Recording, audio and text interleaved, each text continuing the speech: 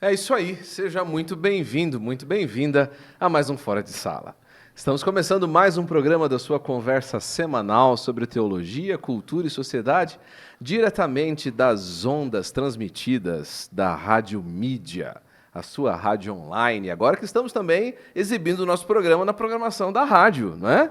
É, o Fora de Sala. Né? Pois é, gente, a gente está ficando perigoso, hein? Está ficando perigoso. Estamos rompendo a bolha. Rompendo a bolha.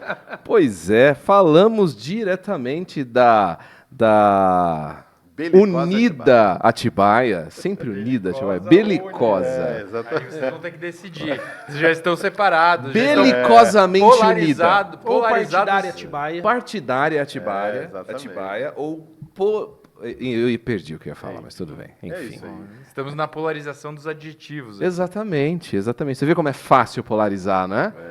Temos aqui a honra de receber ao meu lado esquerdo ele, aquele que é o sempre polido nas suas observações para evitar polarizações, Felipe Santos. Olá. Boa. Né? Sempre, né? Você sabe que ele imita o Shrek, né? O Shrek, o Pedro Bial, né? Você imita o Shrek? Sim, eu estou imitando o Shrek nesse exato momento. Então fala, graças a Deus, é sexta-feira, só pra gente ver. Ele fala isso, Shrek? Tem fala- uma fala clássica alguma do coisa que ele Shrek. fala. O que que ele Graças fala? a Deus é sexta-feira. Graças a Deus é sexta-feira. É o Shrek. Fala cala a Shrek. boca, burro. Cala a boca, burro. Ele fez a voz. Ele fez a voz do Shrek. Perdi dinheiro, hein? Perdeu, tá vendo? Poderia animar uma festa Disseram que vai infantil. fazer, disseram que tá saindo o Shrek 5. Quando Olha. chegar no Brasil, aí, ó. Pessoal, se alguém me ouvir, sou eu. Hoje já Chama. teve 4? Fala. Nossa, isso Parei no 2, né? parei no 1. Eu tô apaixonado, é muito bom. Era tão, Lucas tão distante Sabatier. que eu nem fui. Pra mim é sempre uma alegria. É muito bom ter você aqui, Joel Neto. Olá, Du, tudo bem? Como foi? Foi bem. Canadá, foi bem? Foi bem, foi Bom bem. ter você de Eu volta. estou bem, o Canadá não, né? O Canadá não anda nada bem, Nada bem, Frio, como infelizmente. sempre. E Não, sempre estava uma das muito coisas quente, que estava muito tá calor, mas é triste ver como o Canadá tem se tornado. É Tem... mesmo? Lixão? Sofri... Sempre Vai polido nos meus polarizar. Não, ele comentários. não foi ao Rio, ele foi ao Canadá. não era o Rio, era o Canadá ainda. Mas muitos problemas. O Rio foi você que foi esses dias. Exato. Resumido, tem sido difícil ser cristão no Canadá. É isso aí. Tem sido cada vez em vários lugares. Mas lá eles estão uns passinhos à frente. Lá, infelizmente, eles estão uns passinhos à frente. Recentemente, você pode pesquisar na internet, a província de Montreal está votando uma nova legislação, que na província vai ser proibido orações em público. É mesmo? Então, já não mais vai ser permitido orar em ruas. Daqui a pouco vai ser enfim. mais fácil ser cristão no Irã. Pois é, quem sabe, né? Então, no momento algum, corremos o risco de perder você enquanto você esteve lá. Não, acho que não sei, né? Porque eu gostava, né? Você queria apostar eu apostar na fé. Prendessem ele, Ou né? me prendessem, né? Bem mais provável. Temos aqui do lado do Joel também o vazio, né? Vazio no lugar do Intencional. Pedro. Intencional do Pedro Vercelino, que por conta do tema do podcast de hoje, a gente achou que seria bom ele não participar. Ele está trancado na sala ao lado. Foi sumariamente excluído. Democraticamente. Nesse exato momento, ele Nós está amordaçado, É isso aí. amarrado nos Gritando braços lá e do lado. sendo cuidado pelo Renan. Exatamente. Gritando do lado contrário, mas achamos por bem que ele não participasse dessa conversa. Assim como eu não participei do episódio de cancelamento. É isso Isso aí. mesmo. Porque Ele seria não participa, cancelado. exatamente. Não seria melhor seria melhor não termos o Pedro no episódio sobre polarização. Porque quem conhece o Pedro sabe. Eu Fica não no é. ar. Fica no ar, né? Isso aí. Mas, amigos, é curioso que, já há algum tempo,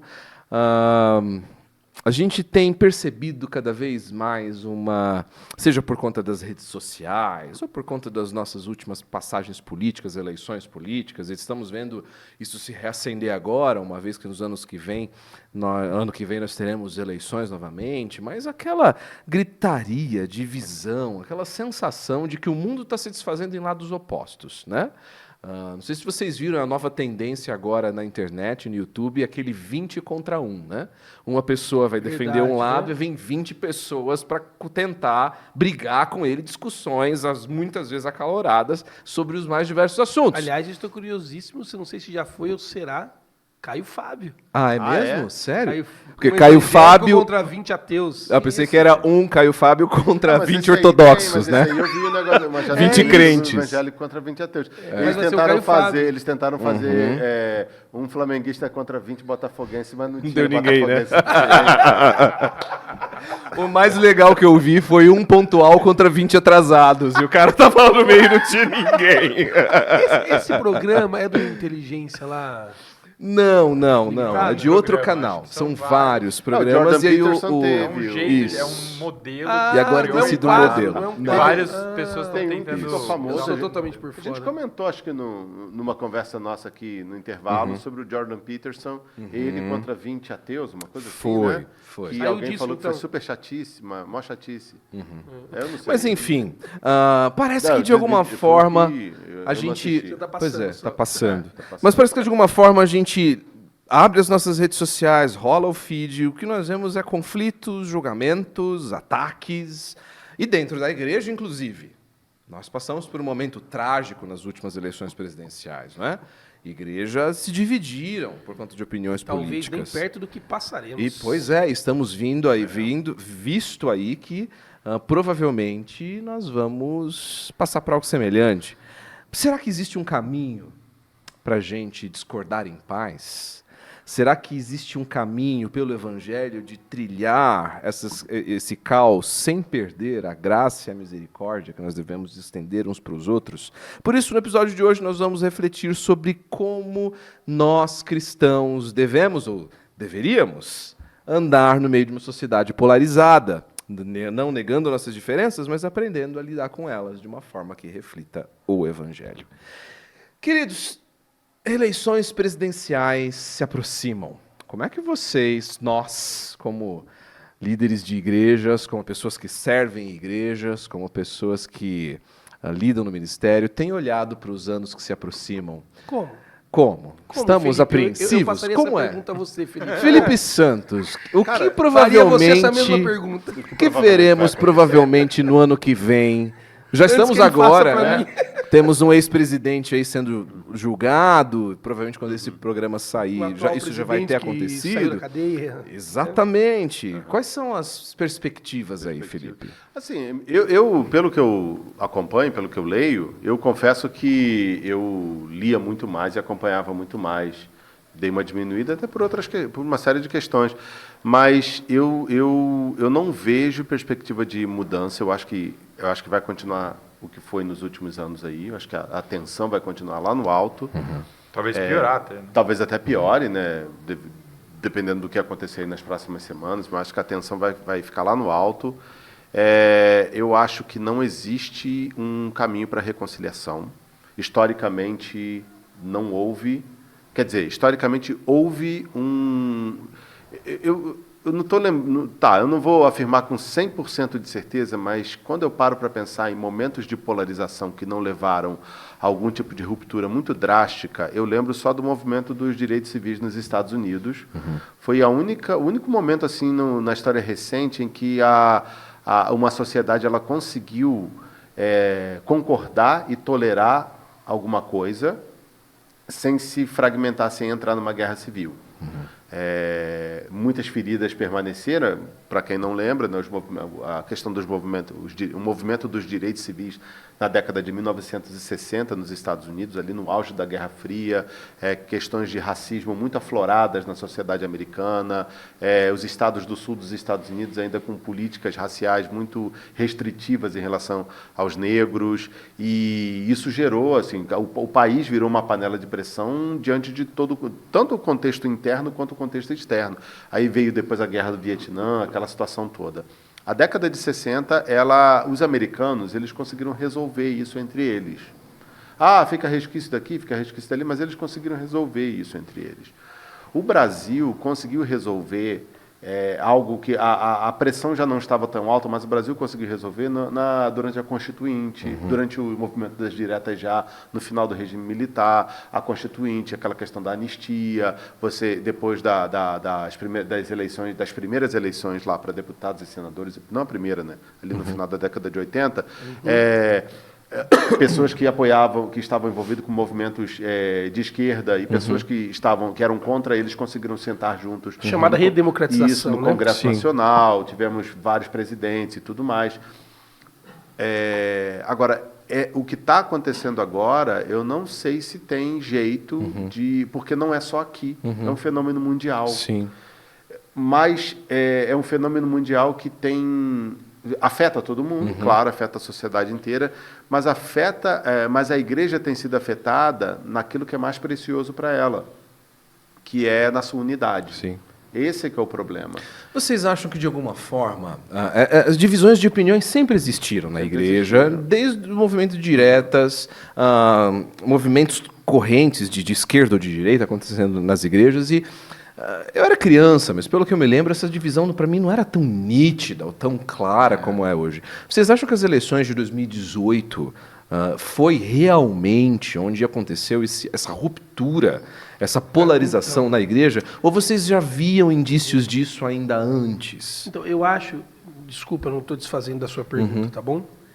Mas eu acho que poucas vezes eu ouvi uma análise rápida e tão certeira como essa do Felipe. E que eu concorde de maneira filosoficamente tão profunda.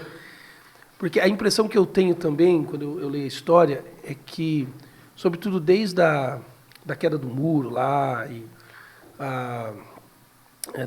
da União Soviética e tudo mais, é que essa panela sempre esteve no fogo. Ela sempre esteve ali, nunca foi desligado esse fogo. E o que a gente vê agora é ela ter fervido. E transbordado. E por isso que a sensação é que a gente não parece ter um caminho de pacificação para isso mesmo. Porque transbordou. E aí que eu acredito que até os conceitos eles ficaram confusos. Quando a gente fala de democracia hoje, cara, de verdade, a gente não sabe definir muito bem democracia.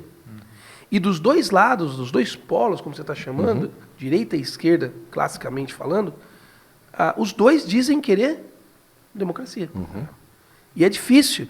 E a impressão que eu tenho é que a gente voltou para aquele momento onde a panela foi ligada, que na verdade nunca foi a questão da democracia, foi a questão de achar um totalitarismo para viver. Então os dois lados querem uma ideia total do mundo. Eu quero ter a minha legislação, eu quero ter o meu jeito de fazer, o meu mundo para viver, eu quero ter o meu Deus para crer e é do meu jeito. Exatamente. E o outro também quer. Sabe o que é interessante? Isso quando antes da Primeira Guerra Mundial, a Europa já estava borbulhando essa ideia. A Europa sempre viveu em guerra, né? Mas ela passou alguns anos sem ter uma guerra muito séria. Você teve a Guerra Franco-Prussiana no início do século XX, e depois você teve um período ali de relativa estabilidade. Só que os ânimos étnicos, nacionalistas, eles foram fervendo. Aquela geração que viu a Guerra Franco-Prussiana terminar no início do século XX, eles eram crianças. Em 1914, eles eram adolescentes em idade militar, jovens em idade universitária. Aquela juventude ela tinha desejo de sangue. Se você procurar na internet uma foto no dia em que a Alemanha declarou guerra à França, né, o eixo declarou guerra lá, os inimigos, os adversários declararam guerra uns aos outros, as alianças lá na Primeira Guerra Mundial.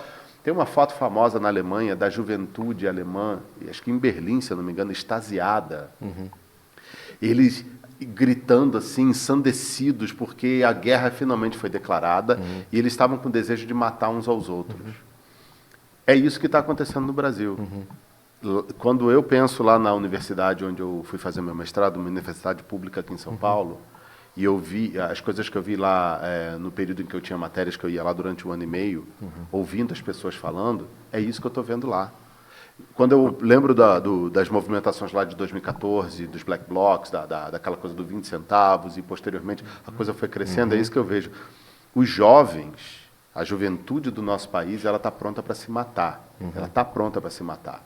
E ela vai se matar. Se ninguém fizer nada, os jovens, o pessoal que está nos diretórios acadêmicos aí das universidades públicas, a garotada que está nas escolas públicas, que está nas escolas particulares, que são alinhadas mais a uma visão mais à esquerda, e a garotada que está alinhada a uma visão à direita, que é muito grande, que é conservadora, que isso tudo...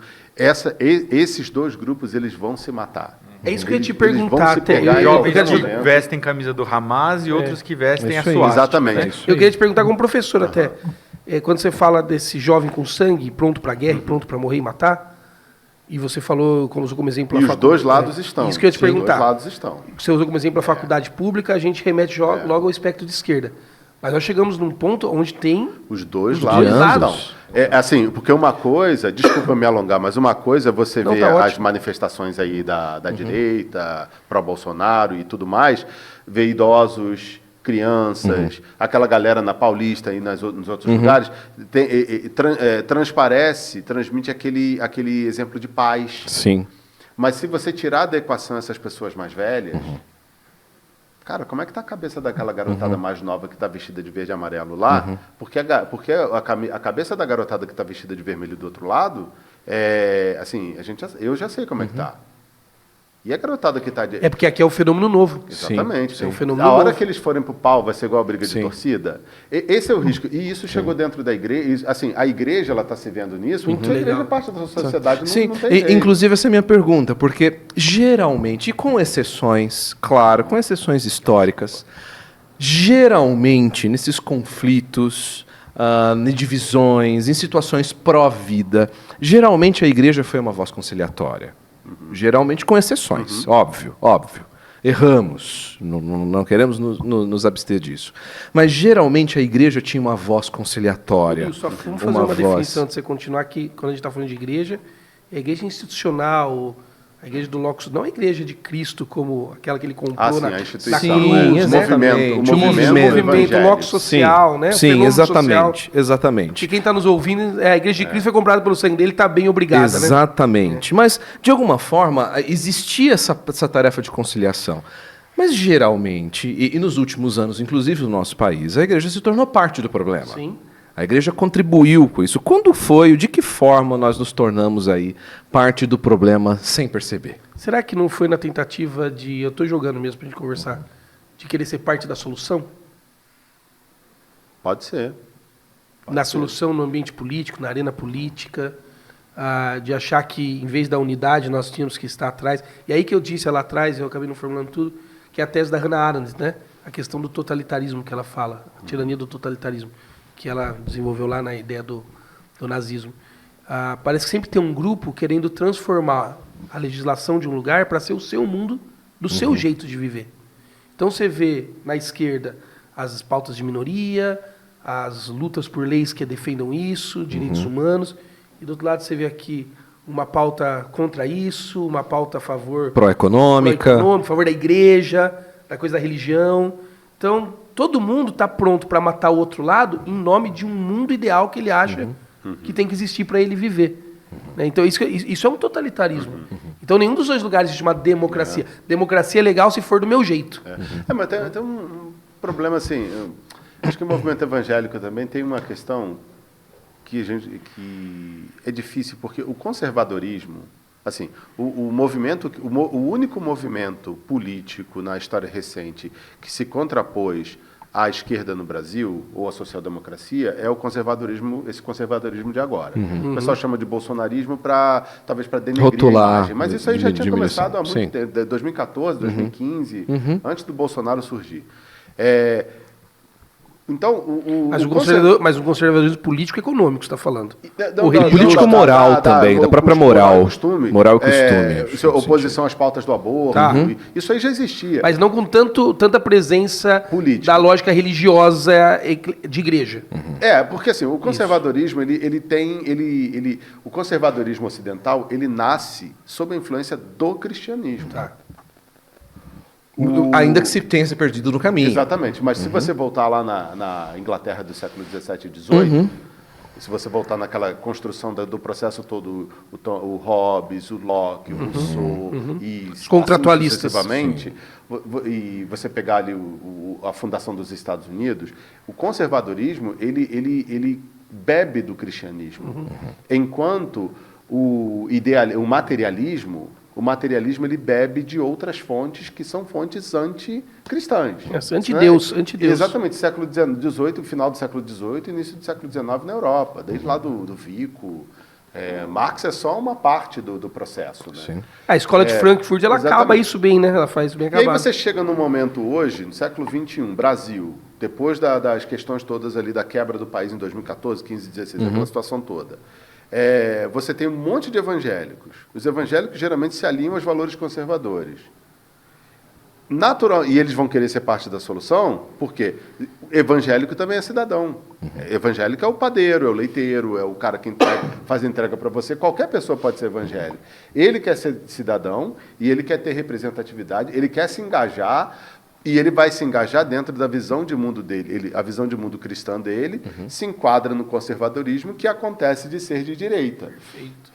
E aí ele vai querer se manifestar. Só que as pessoas que são do outro lado, os materialistas e os cristãos que não são de direita, eles vão ficar contra, eles estão do lado que eles já estavam. E aí você começa o conflito entre esses dois grupos. É mais ou menos como se fosse algo inevitável. A polarização, ela é inevitável. O que é evitável é a violência que a polarização pode gerar. É inevitável porque eles querem coisas conceitualmente diferentes. É inevitável. Eu tenho lá, pessoa física, como cidadão brasileiro, eu tenho uma posição política, eu me identifico com um espectro político. E eu sei que a minha posição é diferente de outras pessoas que eu gosto, que eu convivo, mas que eu prefiro nem conversar sobre política porque pensam diferente. Existe uma polarização entre nós. Só que existe, mas a gente não precisa brigar por causa disso. Agora, como é que a gente vai fazer para a briga parar? Mas talvez ainda que a gente tenha que ele fez, talvez a nossa pergunta agora seja como evitar a violência. Não, exato. Ainda que a polarização seja, igrejas, né? Ainda que, como você disse, a polarização seja inevitável e num mundo como nós cristãos estamos, a polarização é inevitável por questão ontológica. Nós estamos em oposição ao mundo e seremos perseguidos por ele. Mas o que vocês acham que, como cristãos que têm o evangelho na base, o que nós perdemos nesse processo? O que nós deixamos para trás que acabou nos tornando não mais... nos tornamos parte disso tudo? Qual foi o elemento que vocês acham que ficou quando nós não apenas reconhecemos a polarização, mas nos tornamos parte disso tudo que a gente vem destacando até agora? A caridade de 1 Coríntios capítulo 13. E é uma caridade que é perdida na medida que a gente perde transcendência. O que eu quero dizer com isso? A gente perde visão do eterno, a gente perde a consciência de que o contexto atual não é o contexto final. E que o reino que Jesus veio inaugurar não é um reino desse mundo. Que a nossa cidadania não é aqui e agora, né? E acho que isso tem tudo a ver com o contraste disso com algumas teologias que têm surgido dentro da igreja, né? Então, você tem aí dentro daquilo que ficou conhecido como a nova reforma apostólica no movimento neopentecostal americano, e que é muito trazido de maneira muito rápida para o Brasil, a questão do domínio das 7 montanhas, né? E uma dessas montanhas tem a ver com a política, com o envolvimento... As influências. Com a entrada da influência da igreja no mundo político. E aí você tem, então, uma boa parte do movimento político dentro da igreja evangélica brasileira sendo liderado por aqueles que estão vindo de igrejas neopentecostais. Você viu o documentário, né? Mas não só o documentário. Se você lê os livros daqueles que são talvez expoentes da nova reforma até mesmo os agentes disso, alguns anos atrás, da própria realidade brasileira. Se você olhar as pessoas que lideraram isso, você vai ver que muitos delas se influenciam nesses campos. E eu diria mais, a teologia do domínio que é presente nessa nova reforma apostólica, que não é nova, não é reforma e não é apostólica, ela não é... Teologia do domínio não é exclusivo desse pessoal, dos neopentecostais. Você tem uma outra ala, que hoje nos Estados Unidos tem se tornado cada vez mais forte, liderando esse esforço do que tem sido conhecido como nacionalismo cristão. Né? E é irônico que a gente traga para o Brasil um nacionalismo cristão norte-americano, né? Não faz sentido nenhum. É a síndrome do vira-lata. Mas assim, é trazido de maneira muito rápida, né? E qual que é a ideia? Mais uma vez, de um envolvimento político super ativo, super drástico, de tal maneira que ele acaba sendo chocante. E quando eu falo de choque, eu já estou falando de polarização extrema. Sim. Né? A ponto de alguns proponentes desse nacionalismo cristão recentemente darem entrevistas dizendo que porque eles acreditam que o marido é o cabeça do lar, de que a mulher não deveria mais votar. Né? Para pensar em termos de democracia americana, como que a sociedade recebeu essa notícia. Então, e que retrocesso é isso, né? Existe, então, uma teologia do domínio dentro de ambientes neopentecostais e dentro de ambientes super tradicionais. Fundamentalistas. Da igreja, eu estou falando. Então, o cuidado para a gente não cair nas armadilhas desse nacionalismo cristão ultra fundamentalista e nem da teologia do domínio neopentecostal, para mim, legal isso, hein? O que volta para a gente enfatizar novamente o Evangelho, que o nosso reino não é daqui. Ele impacta e influencia a sociedade atual com verdade, mas não só com verdade, com caridade, com amor. Outra coisa que nós perdemos também, eu acho, é que a caridade ela trouxe o fim, a destruição da unidade, como o Felipe falou também. Porque se nós não amamos, não nos unimos, né? E eu creio que essa unidade, uma vez que nós somos igreja, somos corpo, né? E eu preciso de você precisa de mim, já dizia a música, né? Nós precisamos de Cristo até o fim. Até o fim. Sem parar, sem vacilar. Mas a gente perde essa unidade, eu acho que ela está ligada, vocês me ajudem a pensar nisso, ela está ligada a uma lógica até de como se dá a conversão do indivíduo, né? Então, quando eu olho alguém que tem um espectro político diferente do meu, que declara reconhecer Jesus como Salvador, que Jesus alcançou, faz parte da Igreja do Cristo, rapidamente a gente julga dizendo, e vê muito isso por aí, mas se ele pensa politicamente assim, logo, ele não é convertido. Ele não pode ser crente. Então, a via pela qual a conversão se deu é uma via cognitiva de uma consciência política. E não a união com Cristo. E não o milagre da redenção. Então, a gente está pronto, por conta de uma falta de caridade que produziu uma desunificação do corpo, a julgar o membro do corpo, não sendo salvo porque ele tem um espectro político diferente do meu. Independente de qual lado seja. A gente ouve dos dois lados, a mesma frase. Não estou fazendo uma defesa, nem um ataque a ninguém nenhum dos lados, mas Então, a lógica também do como nós compreendemos e somos alcançados pelo Evangelho de Cristo, saiu das mãos do próprio Cristo e foi dado nas mãos daqueles que comandam, dominam os espectros políticos. Então isso tem um efeito devastador na igreja. Mas você mencionou a questão de 1 Coríntios, né? O que significa, de fato, então, para enfrentar ou para passar por meio dos conflitos? O que significa viver em amor no meio da polarização, na prática, trazendo o texto que você mencionou, inclusive, como referência? Eu acho que a Bíblia fala que o amor cobre multidão de pecados, né? E eu posso aplicar isso no sentido de que quando eu sei que as outras pessoas não pensam como eu, elas são imperfeitas e às vezes elas podem me machucar por causa disso. Assim como eu também posso machucá-las.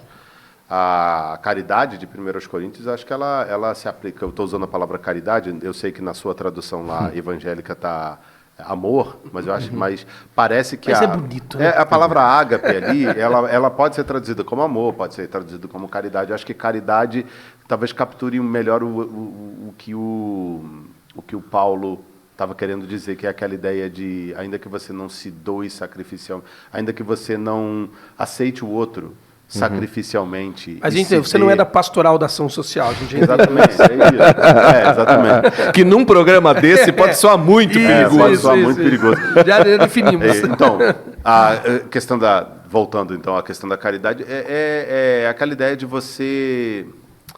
A gente tem que aceitar o outro, a gente tem que lutar pela unidade da igreja, porque não dá para a gente lutar pela unidade da sociedade, não dá. Puxa, que legal. Isso é Não dá. excelente, isso é bom, A sociedade ela tem a cultura secular, ela tem o seu próprio passo, ela tem o seu próprio ritmo.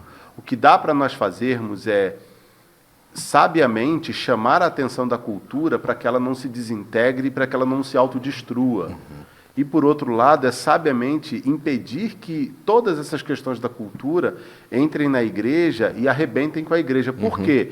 Porque, fora as questões da agenda progressista, que envolve questões que a igreja não deveria aceitar, como questões morais que a igreja não deveria aceitar, pautas esquisitíssimas para a gente, existem coisas que a esquerda luta, como, por exemplo, a igualdade social, cuidado dos mais pobres, as pessoas, ninguém sendo deixado para trás. Ei, Felipe. Não, que isso faz parte do discurso histórico da igreja. Sim, porque a igreja, exatamente. quem fundou Nós inventamos isso. Exatamente. Mas ao mesmo tempo, as pautas que a direita... Que Não precisamos nem do Pedro hoje. Não, mas ao mesmo tempo, as pautas que o conservadorismo promove, que é a valorização da vida... Trabalho duro. Isso também fez parte da história da igreja. Propriedade privada. O negócio é que quando nós deixamos a cultura entrar no cristianismo, a gente deixou a cultura arrebentar o cristianismo naquilo que o cristianismo conseguia manter unido. Em outras palavras, você tem valores cristãos dos dois lados, e a gente deixou a sociedade identificar esses valores de maneira a se oporem uns aos outros. E cada um pegar o que quer e colocar dos seus lados. E aí a sua lealdade está a um lado e não a outro, e aí você acaba se opondo a valores que são seus. E é o que James Sire vai lembrar dessas questões. Elas são parcialmente verdadeiras. Se você olhar para a esquerda, é a cosmovisão. E ela engana, porque elas são parcialmente atrativas. Então a gente olha, ok, a esquerda tem razão, nós devemos defender os mais pobres. E olhamos para a direita, não, ok, nós precisamos trabalhar duro. Precisamos da propriedade privada, precisamos de divisão. Mas esse é o problema, elas são parciais. O que acontece na minha igreja, hipoteticamente falando? Aí o que acontece? Uma igreja de classe média, que, não estou dizendo hipoteticamente, não a minha igreja, congregação, mas imaginando, eu sou membro de uma igreja de classe média e tenho o departamento de ação social. Os irmãos que não fazem parte do Departamento de Ação Social começam a achar que a irmã que coordena o Departamento de Ação Social é uma comunista. Quando, na verdade, não é, gente. A igreja nunca foi isso. Ela só está fazendo caridade. Exatamente. Ou seja, a igreja está sendo igreja, mas a gente está deixando a cultura chegar com uma faca e cortar ela no meio. E, cara, isso é tão esquisito que, pegando o exemplo dos Estados Unidos, uma coisa que eu estou indignado. Diga. O Trump venceu o Biden. Tá, quanto a isso, não tem problema nenhum. O problema é deles, eles que se virem. Mas a ideia... O problema é deles. Não, é problema deles em que... desculpa. Deixa eu tentar reformular aqui. O país é deles. Eles que escolheram. O Joe Biden fazia parte de uma ala do Partido Democrata que defendia ideias com as quais eu não concordo. Eu não concordo. Isso faz de mim, se eu fosse americano, isso faria de mim um republicano? Não sei, porque eu não sou americano, eu não sei o que é ser um republicano. Então, mas aí a igreja estava contra essas pautas do grupo que o Joe Biden representava. Beleza. Aí entra o presidente Donald Trump e sabe o que parece? Acompanhando os caras lá de fora, os americanos, a gente convive muito com o americano, parece que os Estados Unidos viraram um céu, tá tudo bem, a igreja tá feliz. Uma teocracia. Cara, não é isso. Felipe, não precisa nem ficar nos Estados Unidos, lá no aqui no nosso. Eu não tenho apreço ao lulopetismo. Nunca votei no PT, até quando o PT estava no auge dele, o país voava em céu de brigadeiro. E votar no Lula nem era uma coisa tão de gente maluca. A igreja estava junto. Tanta gente que dizia que nunca ia votar no Lula votou no segundo mandato dele. Eu não votei, porque eu tenho questões conceituais com as quais eu não me alinho. Isso não significa que eu me alinho com as questões bolsonaristas de hoje. Eu acho que esse é o ponto. Porque parece que não ser lulopetista é ser bolsonarista. Nós perdemos esse meio do lugar. E aí nós perdemos o quê? O direito do diálogo, cara. O Christopher Watkins usa uma terminologia num livro que ele falou, intitulado Teoria Crítica Bíblica, e ele fala sobre a diagonalização. Né? A gente precisa olhar para todos os lados dentro dessas diferentes propostas e entender os valores cristãos que estão sendo representados ali e diagonalizá-los. Né? Não abraçar um lado por completo e nem o outro, mas entender dentro dessa conversa aonde estão os nossos valores e aí abraçá-los como nossos valores. Que há diálogo entre os lados. E aí, então, eu acho que aqui que entra a questão onde a polarização acontece dentro da igreja, é que, eventualmente, dentro dessa diagonalização, você vai ter que fazer uma escolha. Você vai ter que votar em alguém. Isso. Né? E aí, para alguns, vai fazer mais sentido o voto aqui, para outros vai fazer mais sentido o voto ali. O problema é que quando a gente, depois de diagonalizar as coisas e tomar um lado, a gente começa a vestir a camisa daquele lado e esquece da outra camisa que deveria ser a mais importante. Né? E aí o que acontece? As minhas lealdades deixam de estar no Evangelho e naqueles valores como um todo, e elas passam a ser direcionadas a determinado partido ou a determinado candidato. E aí a briga começa. Né? O que a gente precisa? Dar esse passo atrás e não abrir mão da nossa lealdade primária, que é a lealdade a Cristo. Ele é o nosso Senhor, Ele é o nosso Rei. E sempre, ele não existe mais votação. A gente depositou nosso voto de fé de uma vez por todas quando a gente se entregou para Ele. E falou, agora a minha vida não é mais minha vida é sua.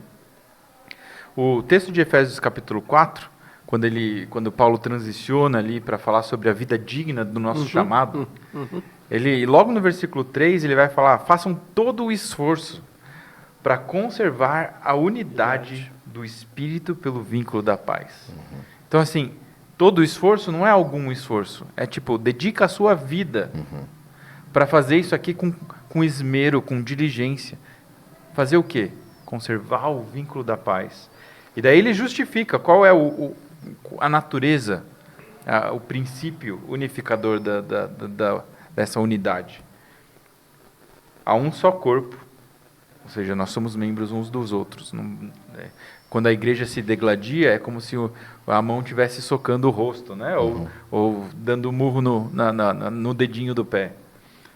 Há um só corpo, um só Espírito, como também uma só esperança quando foram chamados. Ou seja, a nossa esperança não está no que vai acontecer politicamente daqui 1 ano, daqui 4, 5 anos. Por isso que quando a gente assume uma coisa, a gente tira perto. Exatamente. A nossa esperança está lá na frente. Há um só Senhor, ou seja, tem um só Rei e Mestre. Há uma só fé, ou seja, aquilo que a gente crê conjuntamente.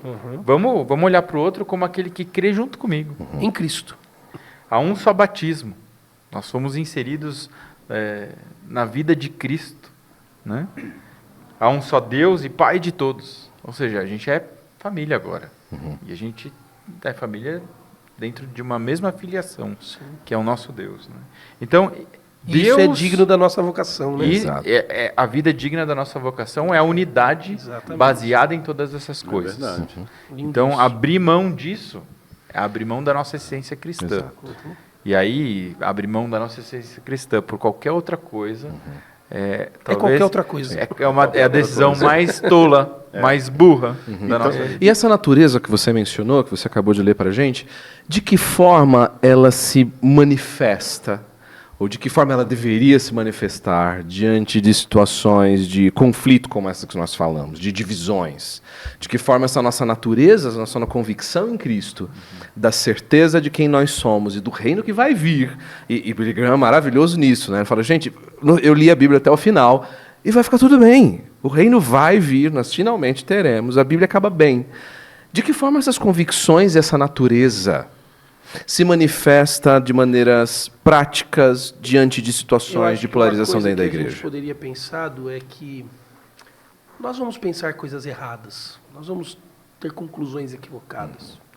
Se você perguntar minhas opiniões sobre muitas coisas em relação a tudo isso, que a gente não está dando da missa o terço aqui, as nossas opiniões pessoais, eu vou falar, e talvez no final você me pergunte, mas você tem certeza?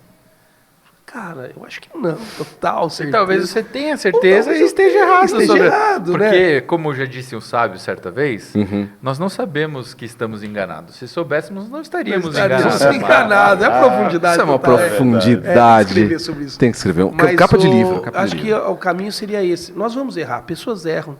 Elas vão errar nos seus votos, elas vão errar nas suas conclusões políticas. E as pessoas que nós elegemos vão errar. Vão errar. Mas eu estou pensando no contexto da igreja, elas vão errar nas suas análises. Claro.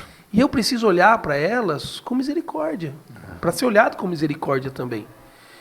As pessoas vão votar, por exemplo, em alguém que tem uma pauta que não combina com o cristianismo, mas que tem outros tantos valores que combinam com a fé cristã.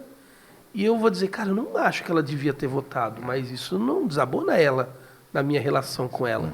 Elas vão errar no discernimento, né, Joel? Porque muito do depósito do voto tem a ver com o discernimento daquilo que está sendo falado. Sim. O candidato A fala X, o B fala Y. Eu Famosa olho falácia. para o A e eu falo, não é X, ele está mentindo, mas o B está falando a verdade. E o outro vai falar o contrário. Não, ele está mentindo e ele está falando a verdade.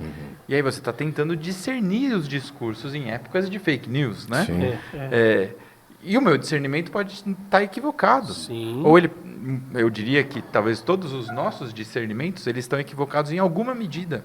Porque a gente vai fazer leituras mais positivas de determinadas vieses e mais negativas de outros. Então, entender que todo esse processo é complexo e que ele envolve muito engano, inclusive o nosso engano.